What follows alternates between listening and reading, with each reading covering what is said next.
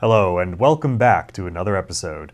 Today we are talking about de-dollarization and some recent activities that make it more likely the US dollar will lose its status as the reserve currency. Stay tuned. Before we begin, please take a moment to like and subscribe. Thank you. So a quick review of de-dollarization is in order. For those of you that don't know, the dollar is the world's reserve currency. It lets the US do some unique things, like level sanctions on another country, or raise a near infinite amount of debt. What gives the US this superpower? In a word, the petrodollar. Now, the petrodollar is shorthand as a reference to a 1973 agreement between the US and Saudi Arabia, where Saudi Arabia agreed to only sell oil in US dollars. And the US was already a reserve currency since the end of World War II, but the petrodollar agreement solidified its place as the world's reserve currency. And not every country is thrilled with the status quo, and that leads us to de-dollarization. Russia, for example, was hit with extremely severe sanctions following the invasion of Ukraine. And China has sought to reshape the global world order with China at the helm instead of the US. A key part of that agenda is ending the US dollar's hegemony. If you want to create a systemic change to the global world order and end the US dollar's near century-long dominance as a reserve currency, you're going to need a lot of time and friends. Now, de-dollarization has been underway for a number of years now, and China has been busy making friends. The BRICS coalition, originally made up of Brazil, Russia, India, China, and South Africa, are a few of the like-minded countries that China has partnered with. And de-dollarization became an official goal for this group last year.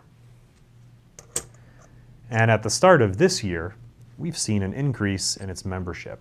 Now, Saudi Arabia, Egypt, Ethiopia, Iran, and the United Arab Emirates joined the group in 2024. A total of 40 countries have expressed interest in joining the group.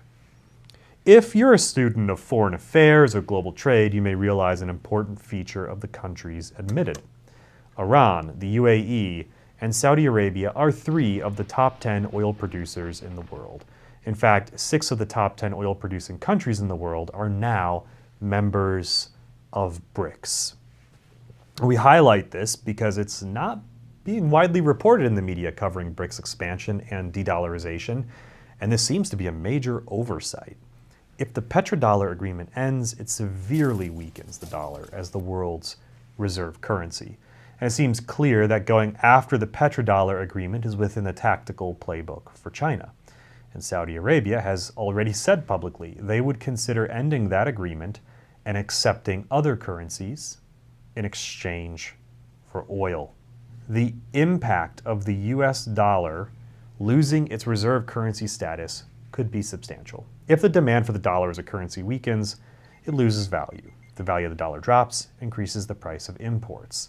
In other words, inflation comes home to roost and it sticks around for a while. Now, the US is a major net importer in the world, so de-dollarization could have a real impact on US citizens. And we could see the long-term effects of technology, trade patterns, geopolitics, de-dollarization efforts, and so on by measuring the distribution of global currency reserves by year. In 1999, the US dollar made up over 70% of foreign currency reserves. In 2023, it was about 58%.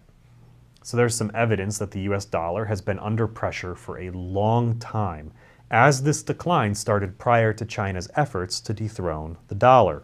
Of course, the ramifications for a weakened dollar will be felt in countries around the world. So there is opposition to upsetting the current balance. And that's the good news. Not everyone is in favor of de-dollarization. In fact, Argentina was supposed to join the BRICS coalition this year, but after their latest election, they announced their withdrawal in December. And their new president has even gone so far as to promise his country will dollarize. In other words, drop the peso and move to the US dollar as their monetary system to gain control of rampant inflation in the country.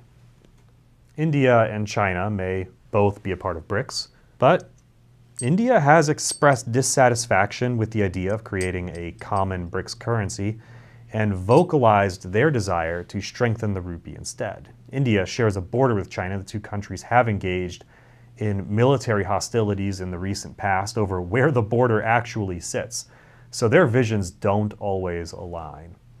Although India wants to de-dollarize and strengthen the rupee, none of their trading partners would accept the rupee in exchange for oil this past year. All this to say that while China and others have made progress towards de-dollarization, it's not without setbacks and it's not happening quickly. The US dollar is part of a globally entrenched system, and it will likely be years before we move to a new currency or a multipolar world where currencies are exchanged freely without restriction. All this to say that while China and others have made progress towards de-dollarization, it's not without setbacks and it's not happening quickly. The US dollar is part of a globally entrenched system, and it will likely be years before we move to a new currency or a multipolar world where currencies are exchanged freely without restriction. If de-dollarization suddenly picks up steam and the US dollar weakens severely, that's likely to create some strong price movements for gold.